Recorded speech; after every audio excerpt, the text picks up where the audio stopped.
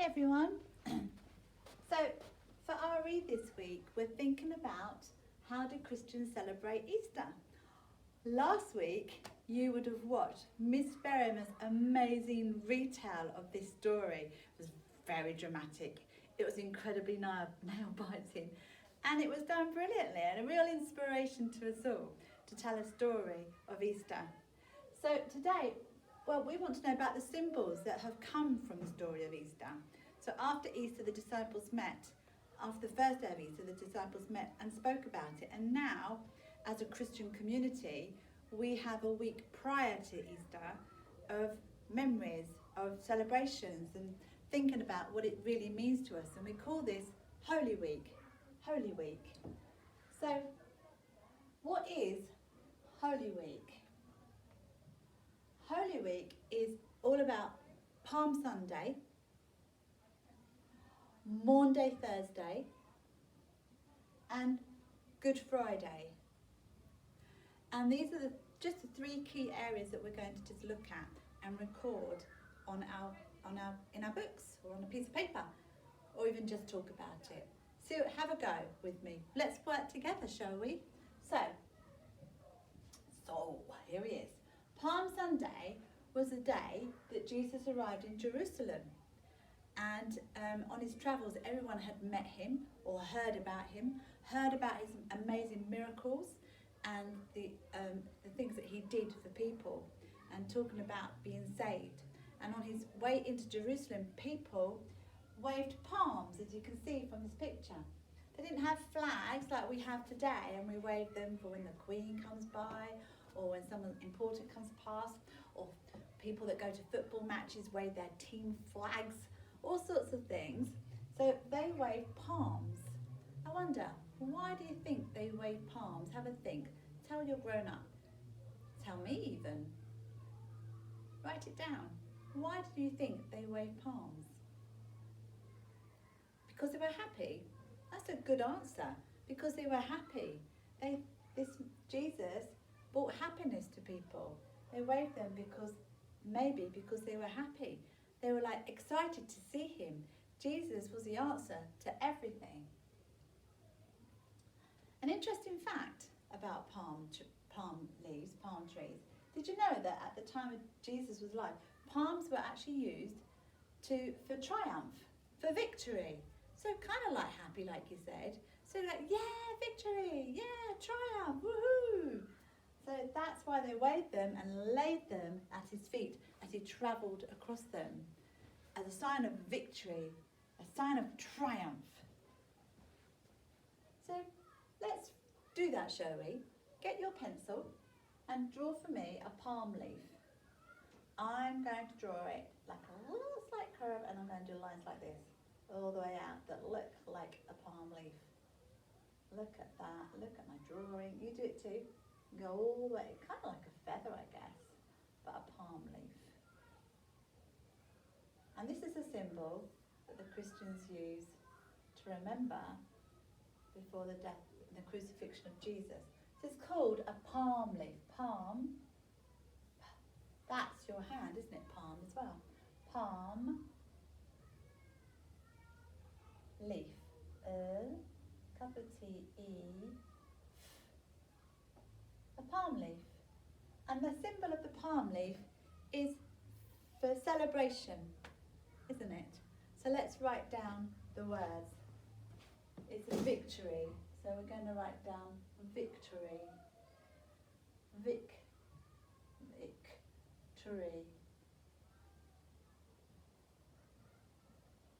Victory. A palm leaf is a symbol that Christians use for victory, a celebration.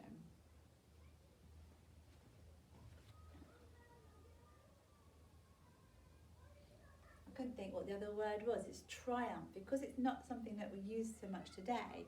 We use other words instead of triumph, like happiness and things like that. Victory and triumph. Victory like we've won. So that's what that was all about. So another symbol that Christians use prior to Holy Week, but also this one is used probably once a month in a church where people gather together to remember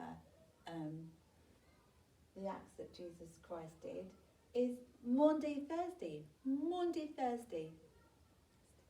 And this is the Last Supper. Now, before he was crucified, he met with his friends, the disciples, and they sat around a table and they shared food.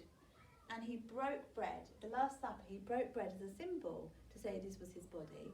And also he poured wine and blessed it, saying that this would be the blood spilled for many. Because, and in the Catholic belief, they call this a sacrament. And that's why he broke the bread and the wine to signify the horrifying death that would happen to him on the cross for the crucifixion. So let's draw the bread and the wine. And there it is, look, I left it there because that's something I thought I might not be particularly brilliant at drawing. Bread and wine. And in fact, I'm going to be very clever and get a brown pen out and see if I can draw it.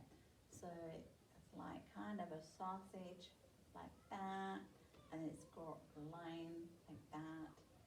Look at my loaf of bread. I'm going to put it on the plate. Ding, ding, ding, there's my plate. I mean, you wouldn't know it was a plate, but I'm telling you it's a plate. And a cup, a glass. So that's a bit more tricky. A goblet, maybe. So there you go. Yeah. So the bread and the wine is a symbol to remind the Christians of the death on the cross. So bread, so you can write it as well if you would like. Bread, and capital E, now saying eh. Bread and, I'm going to cheat, use a plus sign. No, working smarter. Wine, what? And nice smile eye, bread and wine. There. And this equals, I'm just going to move that picture because I might well run out of room. See what I'm doing there? Dun, dun, dun. There. This is to remind them of Jesus' death on the cross. So we say, remember Jesus, because that's less to write. Kind of summarises it. Remember, three syllables. Remember.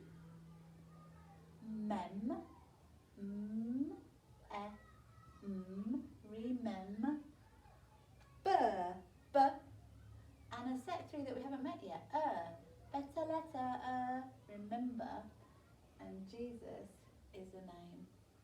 Capital J because it's a name. Remember, oh, that S was rubbish.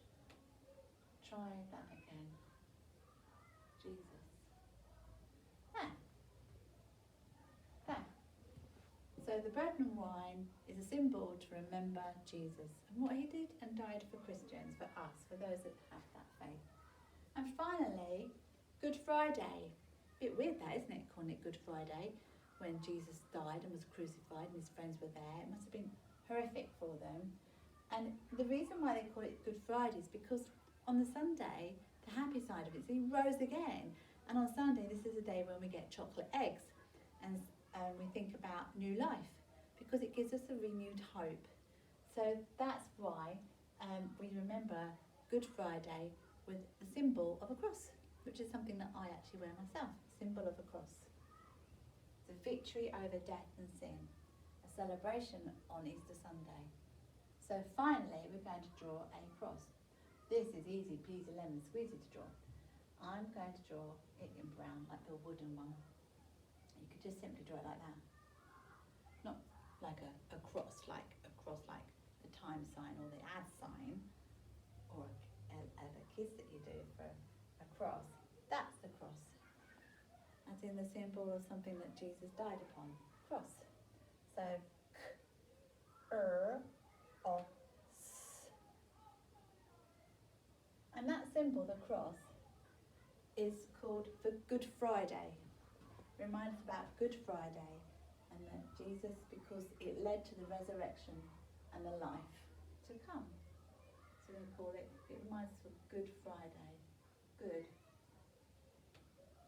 Do you know, I thought I'd change the colour of the pen. Dear, oh dear. Friday. The cross reminds us of Good Friday.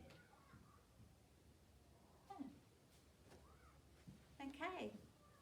I look forward to seeing that. I think you've done really well there, because it's not such an easy thing to talk about, is it?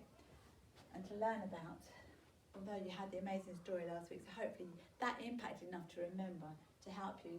The reason why and the reason behind it. It's important to know behind it and where it all leads to. So an interesting fact finally, apart from Easter eggs on a Sunday to remind us of the new life, is also the fact that we eat hot cross buns, and they're not out until around Easter time. And the cross on the bun also represents that Jesus died on a cross. Did you know that? Not a lot of people do. So that was a fun fact.